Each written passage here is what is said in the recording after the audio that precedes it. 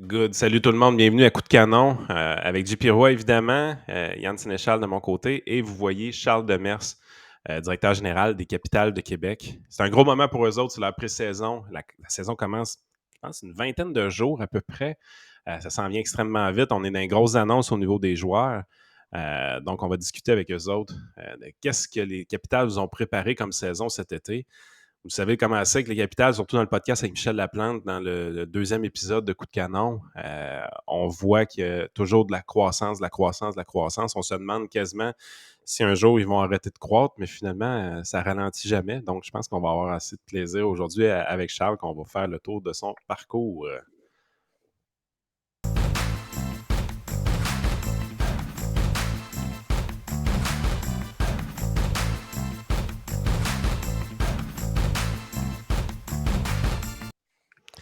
Yes, écoute, Charles, je suis super content de te parler. C'est la première fois, je pense, que je te rencontre, puis j'entends quand même parler souvent de toi. Mais JP te connaît quand même bien, fait que je pourrais te laisser l'honneur, JP, de le présenter à nos invités. Alors, salutations à Yann, salut à Charles. Merci d'être ici, de prendre quelques minutes dans ce gros mois d'avant-saison. On est rendu à quelques semaines, donc merci. C'était le lancement de votre saison l'an passé dans votre point de presse. Il y a eu beaucoup de choses qui ont été dites, donc merci. Pour ceux qui ne savent pas Charles, évidemment, là, moi, je trouve ça intéressant d'expliquer le parcours de Charles, qui nous explique un petit peu tout son suivi depuis peut-être une dizaine d'années. En tant que joueur, c'est un ancien joueur de baseball.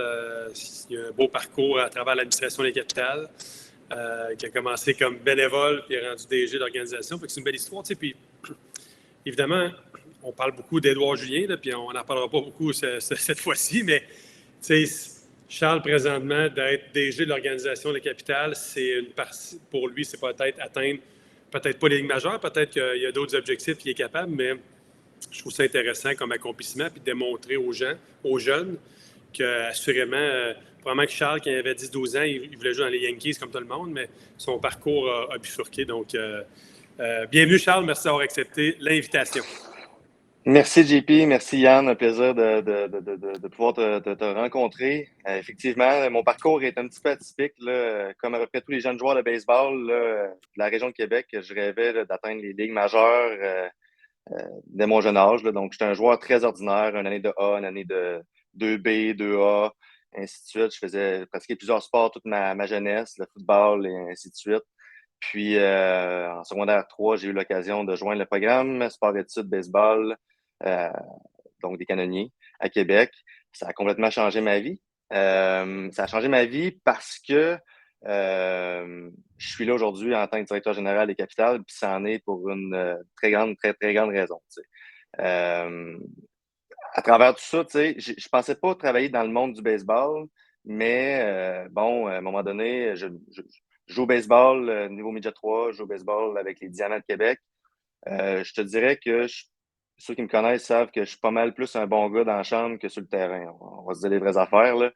Mais je réussis à faire ma marque quand même. Je réussis à avoir un petit peu là, un esprit de leader, puis de rassembler tout ça. J'aime l'esprit d'équipe, j'aime le baseball. Je suis un fan de statistiques, je suis un fan de baseball analytique. Et à travers tout ça, à un moment donné, j'arrive un petit peu à la croisée des chemins. Mes amis vont jouer au baseball dans des collèges américains, dans des universités. Et faut se rendre à l'évidence. Malheureusement, j'ai pas le talent pour m'y rendre. Rapidement, je bifurque vers l'école, l'université. Je m'oriente là, en économie, en finance, en marketing également. Donc, je vais étudier là, dans différents programmes. Et à un moment donné, je dois déposer un mémoire de recherche là, à l'université, là, à la maîtrise. Là, et je dépose un mémoire de recherche qui porte sur les déterminants qui peuvent influencer les assistances au niveau du baseball professionnel. Puis mon cas d'analyse, c'est évidemment les Capitales de Québec. Donc, j'avais le meilleur laboratoire au monde pour pouvoir, on va dire, étudier ces données-là. Et puis, je travaillais déjà pour les Capitales. Donc, depuis 2014, là, ça va être ma 10e saison là, avec l'équipe en ce moment. Donc, c'est ça. Et j'ai déposé ce mémoire-là. Puis par la suite, de le fil dans l'aiguille, j'occupe le poste actuellement de directeur général. J'ai occupé, comme JP l'a dit tout à l'heure, là, différents postes là, au sein de l'organisation, là, responsable de la boutique Souvenir, des des promotions, on a du marketing, des opérations baseball, ainsi de suite. D'ailleurs, quand JP coachait là, avec les Capitals en 2017, en 2018, je m'occupais des opérations baseball, donc je travaillais conjointement avec lui. Donc, tu sais, ça l'a mené aujourd'hui jusqu'à le poste que j'ai aujourd'hui, puis j'ai la chance de travailler. Il n'y a pas beaucoup de directeurs généraux, on va dire, dans le monde du baseball professionnel qui ont la chance de travailler pour une équipe de leur ville et pour une équipe de la trempe des Capitales de Québec. Là, c'est une organisation de choix de première classe, là, je pense, dans le baseball professionnel indépendant. Donc, voilà. Oui, puis effectivement, au niveau des directeurs généraux, souvent, on arrive de l'externe beaucoup, alors que toi, tu as carrément gradué de A à Z dans l'organisation. C'est quand même assez fascinant de ce côté-là. Ton devoir de maîtrise m'intrigue un peu. Ça a été quoi la réception à l'école de ce travail-là? Puis, est-ce que ça a fait parler un peu ou ça a été passé plus sous silence? Non, ça l'a fait parler, surtout au niveau un changement d'opération depuis 2019 avec les Capitales, au niveau de nos stratégies marketing, au niveau des décisions on va dire, managériales qu'on prend là, au quotidien. Effectivement, que ça a changé beaucoup de choses. C'est également j'ai poursuivi ces études-là au doctorat là, en marketing du sport à l'Université Laval. OK. Donc, puis ça m'a permis également là, de pousser encore plus loin la réflexion. Là. En fait, ça nous a permis de nous améliorer. On faisait déjà quelque chose qui était extrêmement bon à l'époque, mais ça nous a permis vraiment de comprendre encore mieux notre modèle d'affaires, comprendre encore mieux les décisions qu'on prend au quotidien. Fait que je pense que ça a été bon, là, ça a été bénéfique. Là. Qu'est-ce que vous avez, puis s'il y a des secrets d'organisation, mais qu'est-ce que vous avez fait comme changement dans les derniers 2-3 ans, disons, là, qu'on peut peut-être s'apercevoir ou que les gens peuvent savoir? En fait, c'est que les déterminants puis les facteurs que je me suis intéressé à analyser, c'est ceux qui peuvent avoir un impact positif ou négatif sur les assistances. Donc, évidemment qu'il y a plein de facteurs qui peuvent influencer. On va prendre, par exemple, là, le fait que le Canadien soit en série, exemple, pendant le mois de mai, le mois de juin, le mois de l'année, le jour de la semaine, la période des vacances de la construction. On va prendre est-ce qu'un match pendant le Festival de Québec est mieux qu'un match à l'extérieur du Festival de Québec? Qu'est-ce qui est mieux? C'est-tu c'est-tu meilleur un samedi ou un vendredi? La fin de l'année scolaire a un impact à quel niveau? Donc, c'est d'être capable de pouvoir avoir un modèle prédictif qui nous permet, on va dire, c'est un modèle de régression linéaire multiple, donc d'isoler les variables et de savoir avec un degré là, de certitude, là, avec une certaine marge d'erreur, à quel niveau Donc, pour nos prévisions de vente, on est meilleur. Pour nos prévisions en termes de main-d'œuvre également à prévoir. Donc, maintenant, on est capable, on va dire, de catégoriser les parties et les revenus qu'on va avoir. Donc, par exemple, on va prendre une partie de couleur verte. Ça, c'est parce qu'on s'attend, toutes choses étant égales, là, selon le modèle, d'avoir une bonne foule. Après ça, un modèle, une partie qui va être rouge, ça va être une partie que les facteurs que tu n'as aucun contrôle nous amènent à avoir l'hypothèse que ça va être un match qui va être avec une moins bonne assistance. Puis un match jaune, c'est que c'est un match qui a un potentiel d'avoir de tourner au vert. Donc, en termes d'investissement marketing, ce qu'on va faire, c'est qu'on va mettre beaucoup plus d'emphase maintenant sur les matchs jaunes pour pouvoir les amener en vert le plus possible. Et puis, fait que c'est toute une façon de penser qui est différente. C'est-à-dire, notre budget marketing est orienté en conséquence d'eux. Et puis, on est capable vraiment là, puis, tu sais, le seul facteur que tu n'as aucun contrôle, c'est la température. Donc puis là, la température, il faut qu'on fasse attention parce que la température annoncée et la température qui fait réellement le jour, ben, c'est deux affaires différentes. Donc, il faut qu'on comprenne à quel moment le consommateur va prendre la décision de venir voir un match de baseball. Ouais. Ça, c'est frustrant des fois, hein, mais... Ouais, Écoute, t'as aucune idée comment tu me fascines quand tu parles de ça. Ça, c'est mon genre de bébelle. Je savais, Yann, que ça allait être intéressant. Moi, je savais, là, mais je savais que tu allais aimer ça, Yann. Mais c'est effectivement très intéressant. Quand tu parles de... Je vais poser une question, Yann. Dans les investissements, dans vos matchs jaunes, c'est quoi un investissement marketing? C'est de la pub à la radio, à la TV, dans les journaux? Comment vous faites ça? c'est un bon point. Juste pour vous dire un changement là, qu'on a fait qui est très... en fait, on a changé complètement. Là, par exemple, là, je vais prendre un exemple, là, puis ça va être simplement pour vous le démontrer. Là. On va prendre un budget de Par exemple, 1 000 $ pour une journée thématique. Donc, le budget de 1 000 $ à l'époque, ce qu'on faisait, c'est qu'on prenait 500 $, on mettait la journée thématique dans un match rouge. On prenait 500 $ pour essayer d'attirer des gens avec une journée thématique pour ce match rouge-là. Puis on prenait 500 $ pour, une fois qu'ils sont dans le stade, leur faire vivre une expérience qui est intéressante. Donc, des chandails différents. On va prendre, exemple, un groupe de musique qui va être différent. On va prendre une promotion sur un prix ou quoi que ce soit. Ça va être vraiment une journée thématique à saveur thématique. On a réalisé que notre stratégie avait très peu d'impact. Donc, maintenant, ce qu'on fait, c'est qu'on va mettre la journée thématique à un match vert, donc où on est presque sûr d'avoir une très, très bonne assistance. On va prendre le budget de 1 000 $, on va mettre le 1 000 $ dans le stade complètement. Donc, les gens qui vont venir au stade ne sauront pas nécessairement qu'ils sont venus lors d'une journée thématique, mais une fois rendus dans le stade, ils vont réaliser que waouh, c'est donc bien cool, il y a ça en plus, puis il y a ça en plus, puis il y a ça en plus. Et on va miser sur un effet de répétition. Donc, le repeat business pour qu'ils reviennent au stade parce qu'ils ont apprécié leur expérience client lors de donc, le 1 000 $, on va prendre, il est plus investi de la même façon parce que la journée est plus dans le même nécessairement, elle a plus la même, cette stratégie, elle a plus la même, elle sert plus nécessairement à attirer les gens au stade, mais elle sert à faire vivre une expérience client qui va être incroyable puis qui va faire en sorte que les gens vont revenir, tu sais. Ton 500 $ investi pour un match rouge va te rapporter peut-être 350$ parce qu'il y a beaucoup de monde, mais ton 500 $ pour un match vert va te rapporter peut-être 8-10 000$. Là. Fait que c'est là Exactement. C'est intéressant. Vas-y, Yann, excuse. Exactement. Ah, c'est vraiment cool. Fait que c'est sûr, quand tu vois des affaires comme... je pense qu'il y a un événement qu'il y a eu à Philadelphie cette année. Ils ont fait une partie hot dog à 1 $, qui ont créé des line-up incroyables. Ils ont vendu quelque chose comme 50-55 000.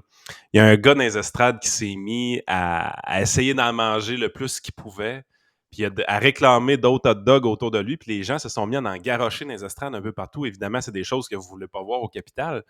Sauf que ça a viré carrément en food fight à Philadelphie comme ça. Je suis à peu près sûr que tout le monde qui ont participé à ça sont rentrés à la maison avec... ça, c'était une expérience quand même cool. Mais... quand tu vois des choses comme ça, est-ce que ça t'intéresse beaucoup? Est-ce que tu veux essayer d'aller apprendre qu'est-ce qu'il y a en arrière de cette histoire-là? Tout à fait. Je voyage beaucoup. J'aime faire plusieurs parcs de sport professionnel annuellement. Je regarde pas le match, je regarde pas le stade de la même façon que je le regardais avant.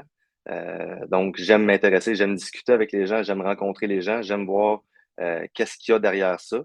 Il y a souvent, il va y avoir une logique intéressante à comprendre. Et moi, je vais toujours penser à comment on peut reproduire ça dans le modèle d'affaires des capitales. J'arrive avec une tonne d'idées à partager, puis on trouve des façons d'arriver à quelque chose. Évidemment que les brainstorming au capital, donc les capitales sont les gens qui travaillent sont très créatifs. On amène les gens à penser à l'extérieur de la boîte. Donc, à tous les semaines, durant la saison morte, on a des sessions de brainstorming qui sont animées, il y a toujours un but derrière ça, donc c'est pas juste on s'assied autour d'une table puis on se dit des idées, c'est d'arriver à un but. Et je pense que c'est comme ça qu'on fait en sorte que, je vais vous donner juste un exemple, on est maintenant en mesure avec les données qu'on a, on a vraiment amélioré notre façon de comprendre le consommateur, de comprendre les gens qui viennent au stade, puis donc on sait, par exemple, c'est quoi les plus grands irritants. Et notre équipe travaille très, très fort durant l'hiver, durant les brainstorming, justement pour venir diminuer ces irritants-là, pour venir trouver une façon de tout à fait les éradiquer du mieux qu'on peut, puis d'améliorer notre produit constamment. Donc oui, les capitales sont en croissance, mais cette croissance est en quelque sorte exponentielle parce que depuis 2019, depuis 2018 même, les assistances sont en augmentation. Puis je pense que c'est dû entre autres à l'analyse qu'on en fait, des données qu'on a. Je pense qu'on est capable vraiment de s'améliorer puis d'améliorer constamment notre produit. Yes. C'est sûr que ce qui vous démarque beaucoup, c'est que vous prenez une certaine tangente que peu d'équipes professionnelles prennent. On sait qu'il y a des modèles économiques qui existent qui disent, écoute, ton but, c'est d'amener la personne dans le stade. Éventuellement, d'un coup, qui est rendue dans le stade, elle est prisonnière. Donc, tu lui vends le merch trop cher, tu lui vends la bière trop chère, tu t'organises pour qu'il ait faim puis qu'éventuellement, il paye son nachos trop cher. C'est le modèle économique qui est utilisé depuis des années dans plusieurs stades. C'est le même modèle économique qu'on a dans un hôtel. Pourquoi, si tu prends quelque chose dans le petit bar à l'intérieur de la chambre d'hôtel, c'est 4 fois le prix? Ben, c'est parce qu'on sait que tu es trop lâche pour aller au dépanneur, l'autre bord de la rue, tu es rendu dans ta chambre d'hôtel. Tu sais, c'est tout pensé de cette façon-là. Puis, les capitales, vous venez briser ce modèle traditionnel-là en se disant, non, on va viser vraiment, c'est un peu comme tu as dit tantôt sur le repeat business, puis on va viser des prix qui font plus de sens dans la tête des gens, puis on va miser sur le volume au lieu de la marge de profit. Est-ce qu'à date, c'est vraiment un succès de votre côté, autant au niveau populaire qu'au niveau financier, veux pas? Très bonne question. Oui, tout à fait. C'est un succès au niveau financier. On était, en fait, c'est pas juste du marketing puis un coup de circuit puis ainsi de suite, c'est calculé. Tout est calculé au complet. Et là, l'objectif dans tout ça, c'est d'être capable d'offrir le mieux pour le partisan. Donc, tu sais, dans la tête du partisan, lorsqu'il se présente dans un événement sportif, dans un événement quelconque, lui, il ne fait pas la distinction à savoir si c'est une entité tierce qui s'occupe de vendre des produits alimentaires ou si c'est une. Lui, pour cette personne-là, de se rendre dans un amphithéâtre sportif, ça lui coûte, par exemple, 50 $. Donc, 10 $ pour le stationnement, 20 $ pour le billet. On va prendre 2 bières, ça va coûter à 10 $, ça va coûter 50 $, ça va coûter une sortie à 50 $. Lui, il ne fait pas la distinction à savoir c'est qui vend quoi. Donc, nous, on a réalisé qu'il y avait une divergence au niveau on va dire, de la mission, puis on va dire une divergence de vision en termes quand tu as un concessionnaire alimentaire et quand tu as une entreprise. Donc, le concessionnaire alimentaire, lui, ce qu'il veut, c'est maximiser son profit à court terme. Donc, c'est-à-dire que lui, ce qui l'intéresse, que ce soit un spectacle de musique ou que ce soit un événement sportif ou peu importe, lui, quand il est concessionnaire dans un stade sportif, ce qu'il veut, c'est maximiser son profit là. Tandis que l'entreprise en tant que telle, surtout des nouveaux mineurs, on va prendre l'exemple des capitales, on va prendre une équipe de la Ligue américaine au hockey. Ce que cette personne-là veut, c'est fidéliser à long terme son consommateur, d'être en mesure de justement avoir une base, de grossir sa base de fans année après année qui vont revenir au stade. Et ça, il faut faire extrêmement attention. Notre base de fans est extrêmement importante. Il faut en prendre soin vraiment beaucoup. Tu sais. Donc, et il y a un clash entre les deux mentalités. Donc, c'est en disant, bon, est-ce qu'on peut nous-mêmes opérer nos concessions? Est-ce qu'on a la capacité de le faire? Est-ce que c'est facile? Et est-ce qu'on est capable d'avoir une vision que c'est un tout? Donc, la profitabilité d'un billet, la profitabilité d'une bière est différente. La profitabilité d'un produit, donc en tant que gestionnaire, tu regardes, c'est comme si tu avais un tableau avec différents boutons, puis tu as la belle flexibilité d'appuyer sur différents boutons pour justement qu'au bout de la ligne en bas, ça soit très, très bon pour l'organisation, mais que ça soit également bon dans la tête du consommateur. Donc, nous, on a cette belle liberté-là d'avoir des balises, des grandes balises, puis qu'on puisse en quelque sorte appuyer sur les boutons qu'on veut. Intéressant. Hey, c'était vraiment intéressant, puis on n'a pas fini, là, puis j'ai plein d'affaires toi aussi, Yann, mais je veux juste peut-être revenir en arrière un petit peu, juste pour que on parle beaucoup d'argent, puis de marketing, puis faut se rappeler, là, puis aux gens qui nous écoutent, là, les capitales, pendant des années, là, ils arrivaient toujours un petit peu négatifs dans leur budget, puis le but, il n'y a personne qui fait des milliards avec ça, là, puis les propriétaires, qui à l'époque étaient Mize Wolf ou présentement Groupe Verture, le but, c'était que ça fasse son argent, ça arrive égal à la fin de l'année. Je comprends que Charles, sa mission comme DG, c'est d'en faire plus pour les capitales. Fait que ça, c'est bien, mais les capitales, quand ils font un peu d'argent, ils vont le réinvestir. Puis pendant toutes ces années-là où les capitales étaient moins 20, moins 15, moins 19, puis il y avait de l'investissement fait dans le stade, dans la communauté. Parce que si tu veux rester comme équipe pro, on s'entend qu'il y a 7 ans, les capitales n'auraient peut-être pu exister. Ça fait combien de temps? Ça va faire 24 ans, Charles, cette année, c'est bien ça? Oui. Pendant 24 ans, imaginez-vous, là, si on avait dit il y a 24 ans, lorsque le baseball professionnel est revenu, l'équipe va être encore là sous le même nom et non pas avoir changé 3 fois de nom comme c'est arrivé ici au stade. C'est des miracles que les gens ont fait, les propriétaires de l'administration avec Michel Laplante, les propriétaires, Charles ou les autres personnes qui l'ont précédé. C'est toujours dans l'impact de la communauté, le développement du baseball. Il y a une raison aussi pourquoi le baseball est fort dans la région. Oui, c'est une bonne région de baseball, il y a beaucoup de joueurs, mais les capitales, pendant des années où est-ce que le baseball était de même, là, avec le départ des expos et tout ça, là, à Québec, si on maintenait, on était en dehors de l'eau parce que les capitales amènent du momentum dans la ville. Il y a peut-être il y a une quarantaine, cinquantaine de matchs de baseball à chaque année qui fait parler de baseball dans les médias, puis les petits jeunes. Toi, Yann, tu vois que ton fils t'amène son gant, qui était plus jeune un peu, t'amène son gant, puis là, ça fait hey, moi aussi, je veux jouer au baseball. Fait que, tu sais, on est plus dans l'objectif de garder les capitales. Maintenant, je pense que les capitales sont sécures pour longtemps. On a un stade qui se fait rénover. On a les capitales qui ne sont plus les seuls utilisateurs du stade avec le dôme et avec le turf, le synthétique. On a les capitales. On a une ligue aussi. Hein, avant, il y avait une ligue à 4-5 équipes. C'était toujours difficile pour tout le monde. Mais, tu sais, fait que je voulais juste faire un petit monologue là-dessus. Ouais. C'est tellement important ce que tu dis, JP, là, parce que dans le fond, là, ce qu'il faut comprendre, c'est que c'est très rare que les propriétaires dans le sport professionnel, que leur main business, là, la business principale, ce soit leur équipe de sport. T'sais. On va regarder Et contrairement aux entreprises traditionnelles où on va mesurer un BAYA pour valoriser une entreprise, on va avoir une manufacture. Dans le sport professionnel, c'est pas comme ça.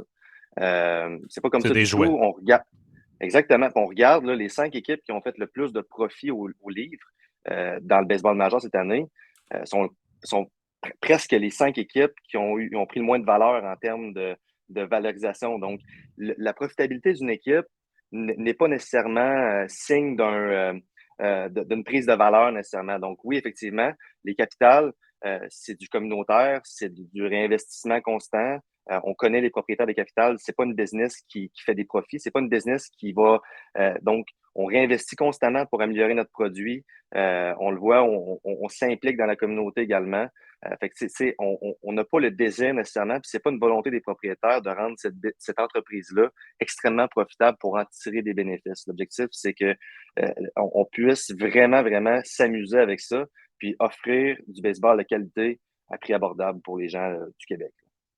Puis là-dedans, chacun son rôle. Tu sais aussi, là, Patrick Savoni, son rôle, c'est de gagner des matchs. Puis toi, ton rôle, c'est de faire que l'entreprise va être profitable aussi, tu sais, à travers plein de valeurs qu'on vient de parler. Là. Mais, tu sais, mais chacun son rôle aussi. Mais ça ne veut pas dire, comme je te dis, toi, c'est ça, une de tes missions, c'est celle-là. Le propriétaire, ça ne veut pas dire que c'est juste d'avoir du plaisir. Mais en tout cas, bref, chacun son rôle dans l'organisation. Mais c'est incroyable parce que c'est un modèle pour moi, c'est un modèle dans le baseball professionnel indépendant. Yann, j'ai été entraîneur 3 années au Capital, puis tu vas ailleurs, puis le monde veut copier les Capitales.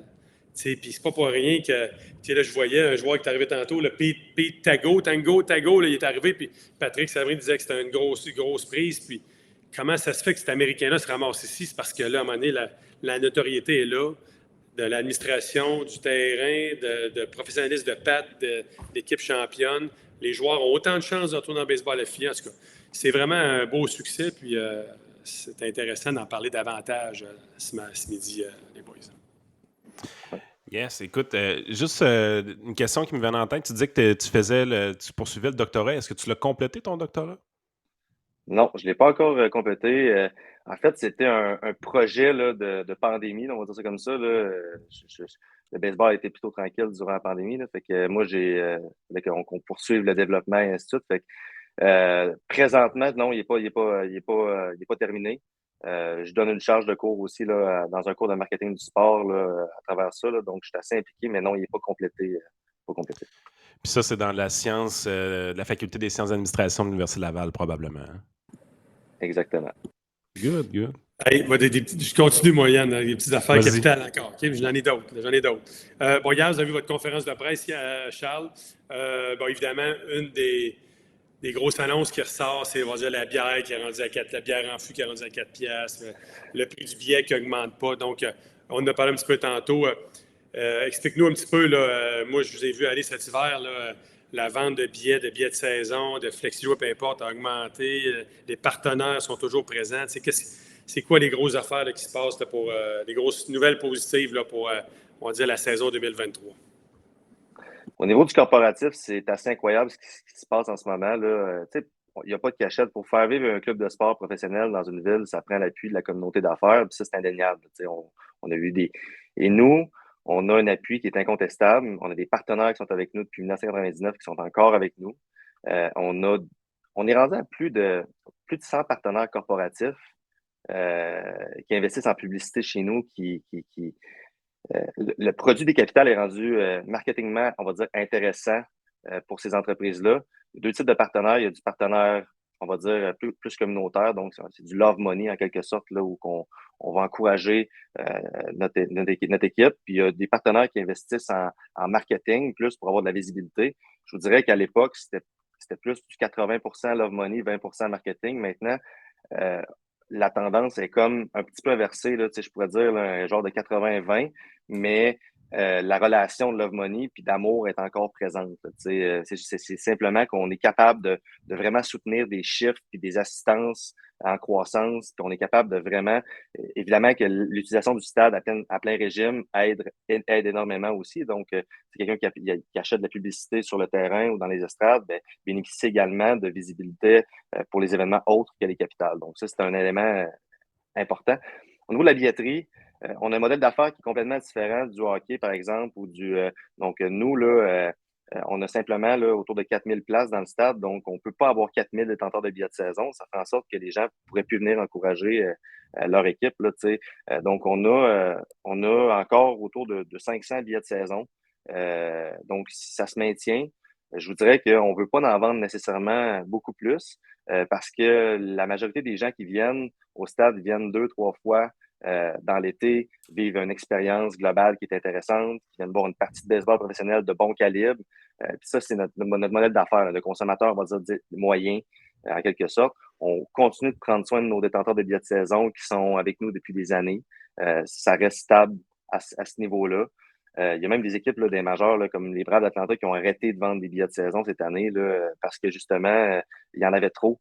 Puis il y a les gens qui voulaient venir voir un match seulement, ben, il n'y avait plus assez de place. Donc, l'année passée, on a eu une quinzaine de soirs complets. Cette année, là, ça l'augure bien. On a une saison de 54 parties. Donc, si on calcule là, à pareille date, là, année pour année, là, c'est facilement notre meilleure année en termes de nombre de billets vendus, en termes de revenus, évidemment. Mais en termes de nombre de billets vendus, c'est facilement notre meilleure année. Là, puis, on pourrait dire que c'est presque le double par rapport à l'année passée. Écoute, quelque chose qui est très populaire, je pense, c'est vos flexi-choix de votre côté. Ça te dérangerait-tu d'expliquer rapidement comment ça fonctionne un peu pour les gens? Parce que là, tu me dis là, que 15 parties, que le stade est plein, j'achète un billet flexi-choix. Est-ce que je dois craindre de ne pas être capable de rentrer éventuellement? Comment ça marche? On vend des billets flexi-choix, effectivement. Les billets flexi-choix, c'est des billets qui sont flexibles, donc qui permettent aux consommateurs de choisir le match, le nombre de billets qu'ils vont vouloir utiliser aussi pour un match. Donc, par exemple, on va acheter une personne qui achète 10 billets flexi-choix va avoir la liberté de choisir de venir soit un match avec 10 personnes ou de choisir 5 matchs pour venir à 2 personnes. Donc, c'est possible de le faire. Évidemment que maintenant, c'est rendu possible de les échanger en ligne directement. Donc, quelqu'un qui achète des flexi-choix peut procéder à son échange de billets en ligne. On conseille aux gens, s'ils veulent avoir des bonnes places, de les échanger à l'avance, là, quelques jours à l'avance, parce qu'évidemment, que si jamais on arrive au stade avec des flexi-choix échangés et qu'il n'y a plus de place, c'est fâchant, là, ça peut être fâchant. Fait que oui, on a ce problème-là, malheureusement, puis on n'aime pas refuser des gens, on n'aime pas nécessairement dire non plus, mais c'est arrivé malheureusement l'année passée là, où on a eu une dizaine de matchs là, où les gens se sont frappés la porte au nez. Puis il y a une quinzaine de matchs au total l'année passée qu'on était complet. Hey, moi, j'ai 3 questions pièges. Charles, on a toujours 3 questions crues à la fin. Non, c'est pas vrai, c'est pas vrai. Mais les 3 petites questions, pas pièges, c'est pas vrai, mais 3 petites questions cute. Quel impact ta carrière de joueur de baseball a sur ta carrière, a sur ton cheminement scolaire et sur ta carrière professionnelle d'administrateur sportif? Quel impact que ça a? Positif. C'est énorme. C'est énorme. Premièrement, parce que je pense que en tant qu'ancien sportif, tu développes une certaine, on va dire, une certaine discipline, une capacité également à travailler sous pression, euh, une, une certaine capacité à réunir des gens vers un objectif commun. Je l'ai dit tantôt, j'étais un joueur de baseball qui était, si on avait 11 joueurs de baseball, j'étais souvent, au niveau 2A, on va dire, j'étais souvent le 10e ou le 11e joueur de l'équipe. Mais j'essayais de trouver une façon de contribuer d'une autre façon euh, au bénéfice de l'équipe.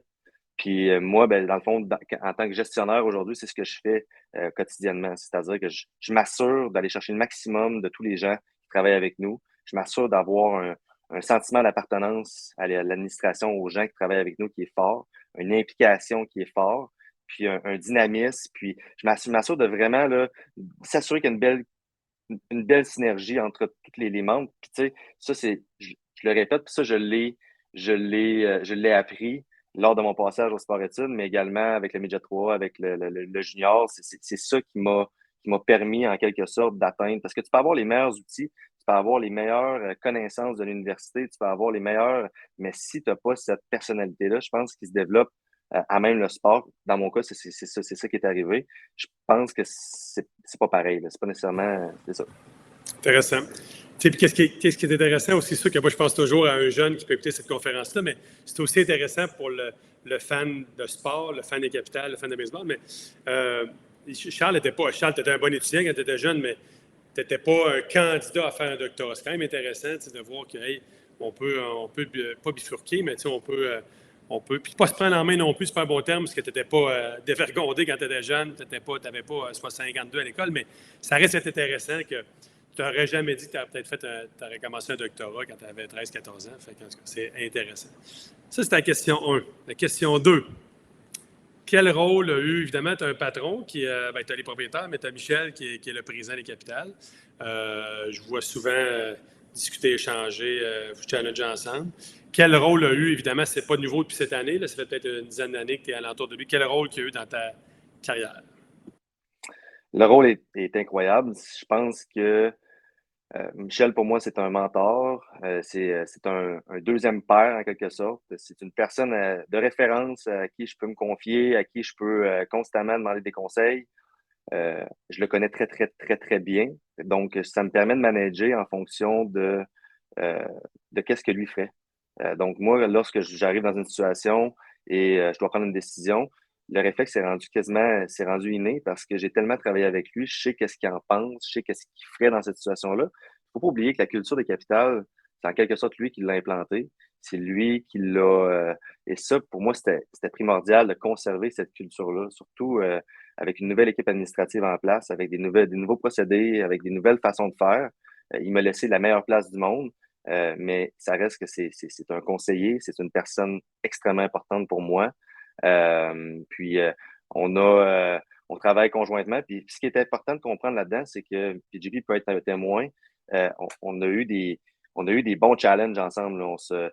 On est deux personnes qui est pas susceptible, qui est capable de prendre la critique, qui est capable de débattre avec des points intéressants.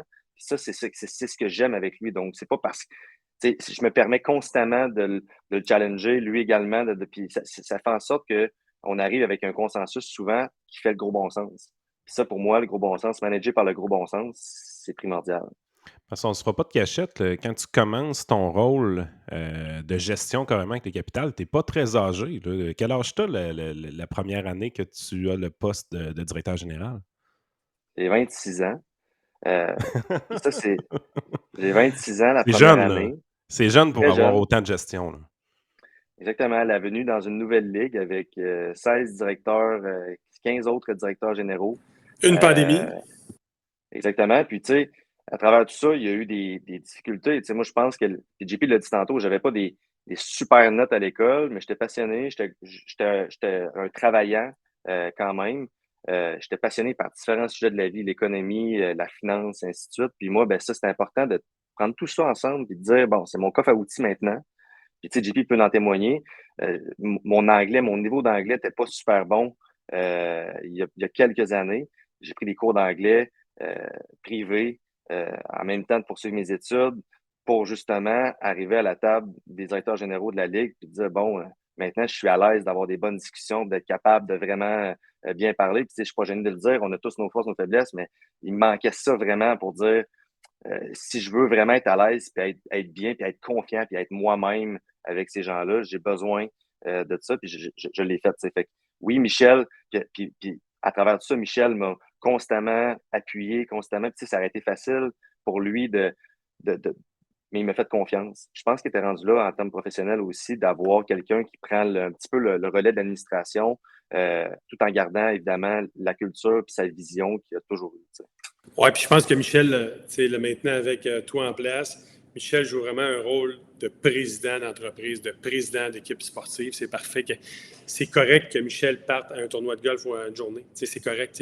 Est-ce qu'il y a 4 ans, il ne peut pas se permettre parce qu'il avait à gérer, j'exagère, mais il avait à gérer les hot dogs, puis ici, puis les balles. Puis bon, fait que je pense que tout le monde est à la bonne chaise. Puis effectivement, oui, Michel c'est quelqu'un qui donne confiance, il fait confiance aux gens, il donne confiance. Puis, il suffit de ne pas manquer notre coup, mais c'est intéressant. OK, ma question 3, la dernière. On sait que tu es un gars plein d'ambition. Tu n'as sûrement pas fini de tous tes défis avec les capitales, mais un jour, quel serait ton emploi de rêve? Bien, c'est sûr que, en fait, c'est drôle que puis je me fais souvent poser cette question-là, là, mais j'ai de la misère à me projeter dans l'avenir. Euh, on va prendre l'exemple de dans 2 ans ou dans 3 ans ou dans 4 ans parce que je suis tellement dans le moment présent avec les capitales, puis je suis tellement dans le concret au day-to-day. Évidemment, ça ne sera pas au niveau académique. Donc, ça ne sera pas après le doctorat, professeur à l'université, ainsi de suite. Ça ne sera pas là. Pour la simple et unique raison que j'ai trop, je suis trop sur le terrain. Je suis trop dans l'opérationnel au quotidien. T'es pas dans Puis l'abstrait. j'aime trop ça. Dans l'abstrait, exactement. Fait que ça, euh, évidemment que comme tout gestionnaire de mon âge, je rêve de travailler pour une équipe professionnelle de niveau majeur. Je rêve de contribuer. J'ai été chercher tous mes outils, comme je disais tantôt, pour mettre dans mon coffre à outils pour un jour travailler pour une organisation de niveau majeur. J'aimerais ça. Ça fait partie de mes plans. Je ne sais pas si c'est dans combien de temps exactement. Je pense que, comme tu dis, il me reste encore beaucoup à faire avec les capitales. Les capitales, on est en pleine croissance actuellement. On a le vent dans les voiles. On a une saison exceptionnelle 2022. On va tenter de reproduire ça en 2023 puis s'améliorer encore. Donc, c'est certain que. Puis j'ai également un sentiment, mon histoire d'amour avec les capitales remonte au tout début. En 1999, j'ai une photo chez moi qui témoigne de beaucoup. J'avais accompagné les joueurs sur le terrain en 1999. Puis moi, cette photo-là, elle représente énormément parce qu'à toutes les fois que je vois un jeune accompagner un joueur sur le terrain ou je vois un joueur des capitales signer un autographe, je me dis que c'est peut-être le début d'un rêve pour ce joueur-là. Donc, il y a un sentiment d'appartenance très fort. Fait que je suis un petit peu déchiré, JP, pour répondre à ta question. J'aimerais revivre le rêve. Je sais comment que ça se passe. J'ai beaucoup d'amis, j'ai beaucoup de connaissances de gens qui travaillent pour des organisations de niveau majeur qui me feed, qui me disent qu'est-ce qu'il y en est. Je suis peut-être pas là en ce moment, mais j'aimerais y parvenir un jour, c'est certain. Intéressant. OK, j'ai plus d'autres questions, Yann, c'est assez. Vas-y, je te laisse. C'est bien parfait. Écoute, je suis vraiment content du temps que tu nous as donné. Y a-t-il des choses que tu voudrais prendre le temps de dire aux partisans qui vont venir voir les capitales cet été, des nouveautés que vous mettez beaucoup de l'avant? Puis, entre autres, tu parlais de toutes les choses qui ont de la valeur dans ce que vous faites. Je te lance une question comme ça. Capi, là, sa valeur marchande, c'est quoi? Juste pour le fun. J'ai l'impression que dans tout ce que vous avez créé avec les capitales de Québec, si vous perdez Capi demain matin, le costume, c'est plus que 5 000 $ pour la valeur d'une mascotte. Là. Cet élément-là dans votre structure de marketing, j'ai l'impression qu'il est vraiment important. Si demain matin, vous perdez le costume de Capi, quel prix vous êtes prêt à mettre sur la table pour en refaire un très rapidement, juste pour le fun? En fait, Capi, c'est drôle parce que le costume de Capi, jusqu'à ce matin, il était dans ma voiture. Il était dans ma voiture, puis je me suis posé ces questions cette semaine. Je me disais, hey, si je me fais voler ma voiture, exemple, là. Puis c'est drôle parce que le costume avait été porté, puis il y avait les pieds de Capi, les souliers de Capi qui dépassaient un peu. Puis quelqu'un aurait pu dire ça, puis parce que je les avais pas mis dans la poche parce qu'il était plein de boîtes, là, debout. Mais écoute, pour répondre à la question, c'est une estimation, je pense que ça pourrait être plusieurs dizaines de milliers de dollars parce que Capi doit être au match d'ouverture. Donc, pour refaire faire un costume rapidement, ça serait plusieurs dizaines de milliers de dollars parce qu'il fait partie intégrante de notre stratégie. Il est important. On a réussi à créer quelque chose autour de ça, je pense, qui est vraiment, vraiment Vraiment, vraiment cool. Puis, tu sais, pour répondre à ta question au niveau des nouveautés cette année, on a une recette qui est gagnante. Évidemment que, on a parlé tantôt, les intempéries de baseball demeurent, demeure plate. Donc, on veut diminuer les délais de pluie et ainsi de suite. Donc, je vous lance un petit scoop, là, mais on a acheté une scène mobile. Donc, une scène mobile couverte. Donc, durant les délais de pluie, on va pouvoir avoir un groupe de musique qui va jouer sur la monticule en dedans de 15 minutes, en temps de 10 minutes pour justement euh, éviter que les gens s'ennuient pendant la pause de pluie. Donc, ils vont avoir accès à un spectacle de musique VIP pendant les. Fait que ça, c'est pas pour. Ce n'est pas parce qu'il annonce de la pluie, on s'entend, là. Mais on veut vraiment là, diminuer ces irritants-là là, le plus possible. Fait que oui, ça va être une nouveauté. Fait que ça ressemble pas mal à ça. Sinon, il y a beaucoup d'autres nouveautés, mais je vais les laisser venir apprécier le spectacle sur place. C'est bien ça. Ça, c'est signe que la maudite pluie, il y en a quand même un petit peu pareil l'été quand tu prévois quelque chose pour la pluie, mais c'est une très bonne idée. Puis le synthétique, évidemment, le permet. Hein. Tu peux, sur un terrain naturel qui est plein imbibé d'eau, là, on n'aurait pas pu rouler une scène. Fait que c'est une très bonne idée. Puis d'entertainer la foule. Yes, merci Exact. beaucoup, Charles, d'avoir été avec nous. Vous pouvez rester avec nous. On va faire des commentaires un peu sur les différentes nouvelles dans les majors. Là, on veut vous garder aussi informés. Vous profitez du podcast pour avoir des longs sujets comme on fait, mais aussi vous garder un peu informés si vous n'avez pas trop le temps, parce que vous êtes dans un camp de sélection avec vos enfants, parce que vous commencez les pratiques, parce que vous avez une vie de fou, parce qu'on... Tu sais, je regardais ça l'été passé, JP, là, nous, mes deux fils jouent, puis moi, de mon côté, je joue également. C'est une affaire de 100 games à peu près dans une été. Là. C'est juste capoté pareil quand on y pense. Fait que vous avez peut-être pas le temps de suivre les majors comme vous voulez. Fait qu'on va tout le temps vous faire un petit wrap-up comme on veut faire. Fait que merci beaucoup à Charles d'avoir été là. Merci, Charles. Merci, Charles. Yes. Excusez, Merci. je te coupe avec mais Merci.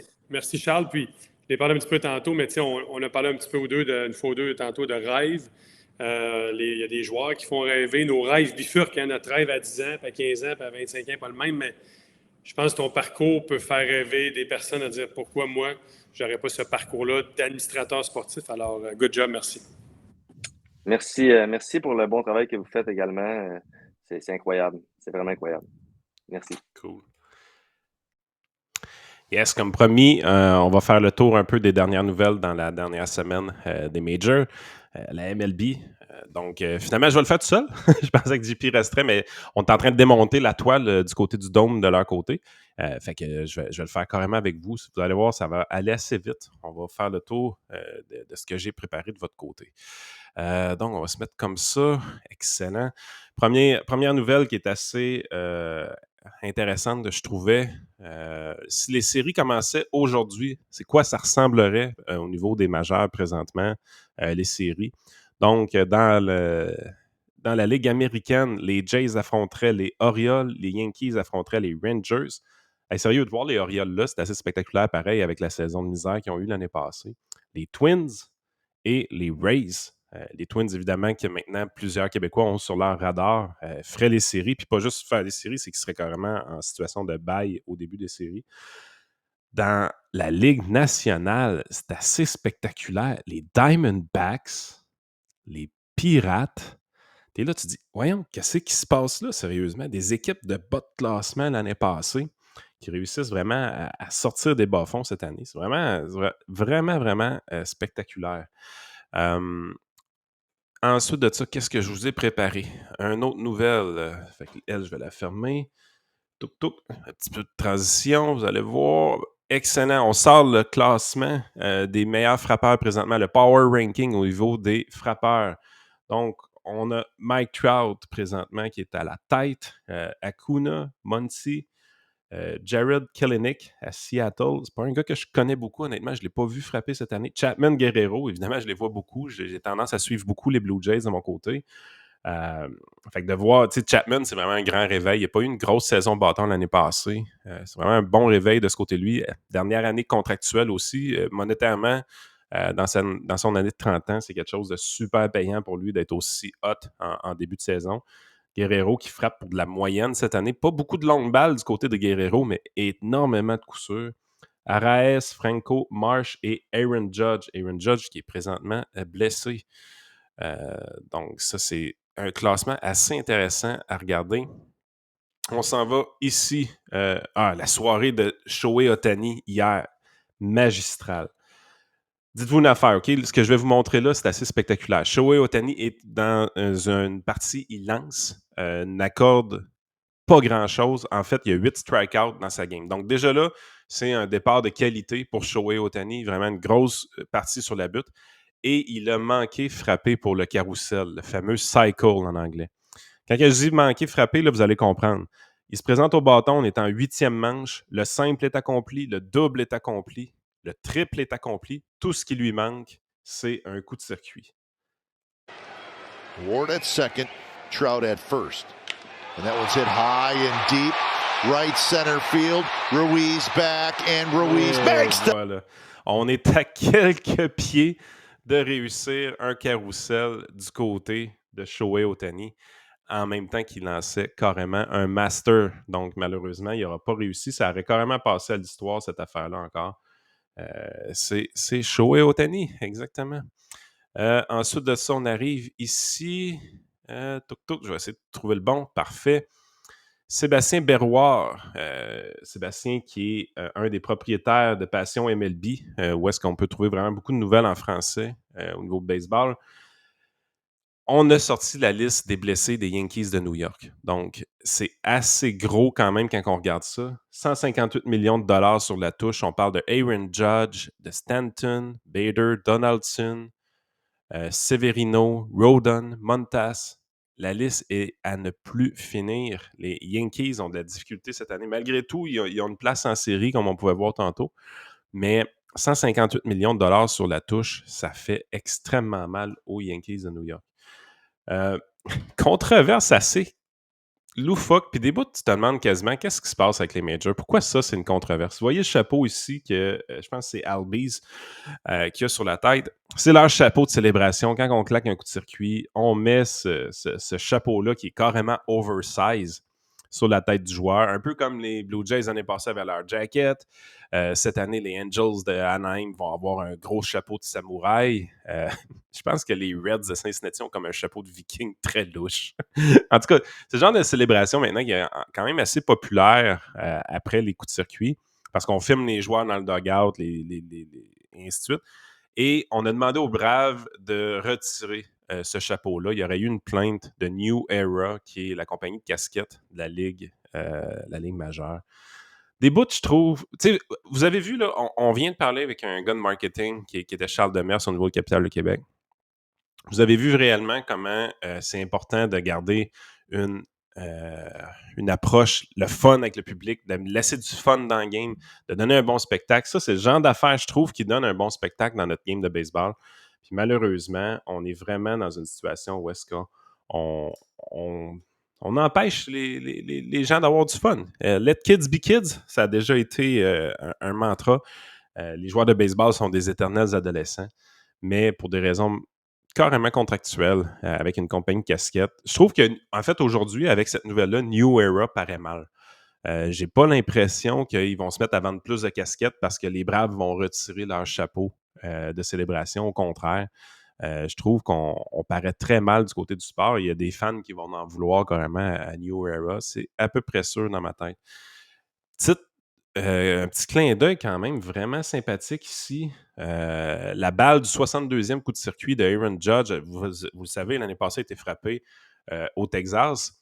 Et bien, l'endroit où est-ce qu'elle a atterri au Texas, on a posé une plaque tout simplement pour qu'on puisse afficher ça de leur côté. Cette plaque-là, vous la voyez donc le 4 octobre 2022 dans la deuxième partie d'un double-header, blablabla, 62e circuit d'Aaron Judge. Ça n'a pas été frappé au Yankee Stadium, cette balle-là, et malgré tout, on a mis cette plaque commémorative-là. Je trouve que c'est un très beau clin d'œil des Rangers du Texas. Ensuite de ça, une nouvelle qu'on avait oublié de vous parler la semaine passée, les Aces d'Oakland ont fait l'acquisition d'un terrain à Las Vegas. Donc, après avoir vu les Raiders d'Oakland partir pour Vegas, on est dans une position où le baseball majeur risque de voir les Aces d'Oakland déménager à Vegas également. Donc, Vegas qui est en pleine expansion au niveau du sport professionnel avec les Golden Knights au hockey, les Raiders et maintenant les Aces d'Oakland qui pourraient déménager là prochainement. Donc, une grosse nouvelle. Je sais qu'il y a quelques fans des Aces d'Oakland au Québec quand même. Donc, on vous invite à commenter comment vous prenez cette nouvelle-là. Est-ce que vous trouvez que c'est grave? Oui ou non, de votre côté? Les Capitals de Québec ont procédé à la signature ou renouvelé la signature de Franklin Parra, qui était un lanceur gaucher qui évoluait l'année passée. Donc, c'est une des annonces qu'on a fait hier. Et finalement, pour clore tout ça, j'ai écouté une vidéo hier, quand même vraiment le fun, c'est une de mes chaînes préférées au niveau du baseball. J'adore le travail que cette personne-là fait. La chaîne s'appelle Baseball Historian. On prend des sujets qui remontent à quelques années et on les explore en profondeur. Ce que j'ai écouté hier, c'est The Quiet Hall of Famer, qui est la carrière d'Adrian Beltre. Vraiment fascinant. Un gars qui est rentré dans les ligues majeures vraiment tôt dans sa carrière et qui a eu des performances un peu lentes à devenir exceptionnelles. Et le gars va rentrer au temple de la renommée, mais sans jamais vraiment avoir été un gars qui était toujours sur l'équipe d'étoiles, sans jamais avoir gagné de MVP ou de choses comme ça. Sauf qu'il y a beaucoup de constance au travers de ses performances. Puis, il y a des statistiques aussi qui nous expliquent à la fin que j'ai vraiment apprécié dans son vidéo. Il montre qu'un des plus gros défauts de Beltre, ce qui fait qu'il n'a pas eu des statistiques si exceptionnelles que ça au début de sa carrière, c'est qu'il a joué dans des parcs qui étaient favorables aux lanceurs, notamment à Seattle. Donc, tu es vraiment dans. C'était Los Angeles et Seattle, les deux premiers clubs pour qui il a joué. Et c'est vraiment des parcs qui sont très difficiles pour les frappeurs. Et tu te rends compte que c'était un des facteurs qui expliquait le plus sa difficulté à s'établir comme superstar. Parce que la minute qu'il est sorti de parcs plus difficiles, en fait, tu voyais des grosses différences entre ses statistiques à l'étranger et à la maison. Ça fait en sorte que la minute qu'il est sorti de ces parcs-là, c'est là vraiment que sa carrière a explosé. Puis sur cette chaîne-là de Baseball Historian que je vous suggère ardemment, ben, vous avez toutes sortes de choses. Évidemment, le vidéo de Vladimir Guerrero qui était super intéressant. Puis quand même très vu. Là. Regardez, c'est 186 000 personnes qui ont regardé cette vidéo-là. Ah, l'expulsion de... voyons, c'était quoi son nom? Le DG des... Le gérant des Mets, je l'ai oublié. Mais vraiment, Terry, vraiment cool, cette vidéo-là, je l'avais aimé. C'est un des vidéos de YouTube que vous voyez le plus souvent. 222 000 personnes qui ont vu cette vidéo-là. Donc, vous voyez un peu là, l'histoire de Giancarlo Stanton, Randy Johnson. Il y a vraiment des drôles de personnages. Doc Gooden, c'est un gars que je connaissais pas. J'ai adoré le vidéo de Doc Gooden. C'était super intéressant. Il y a vraiment des choses le fun à naviguer sur cette chaîne YouTube-là. Je vous la recommande fortement. Fait que ça fait le tour de notre podcast aujourd'hui. On a rajouté ce petit 10 minutes-là. Dites-nous dans les commentaires si vous l'avez apprécié, si vous trouvez ça important qu'on fasse le tour des grandes lignes de ce qui s'est passé dans la dernière semaine dans les ligues majeures. Comme ça va nous inciter à continuer à le faire, évidemment. Si vous trouvez que c'est plus ou moins nécessaire parce que vous abreuvez déjà de sources autres, dites-nous-le, il n'y a pas de problème. Mais si vous trouvez ça important, on va probablement continuer à le faire après des excellentes entrevues comme on vient de faire avec Charles Demers, sérieusement. Moi, j'ai trippé. Vous savez, je suis un gars de finance, je suis un gars de maths, je suis un gars de statistiques. Fait que d'entendre cette discussion-là a été vraiment presque jouissif, je vous dirais. Hey, merci d'avoir été là. Là-dessus, je vous souhaite une belle journée.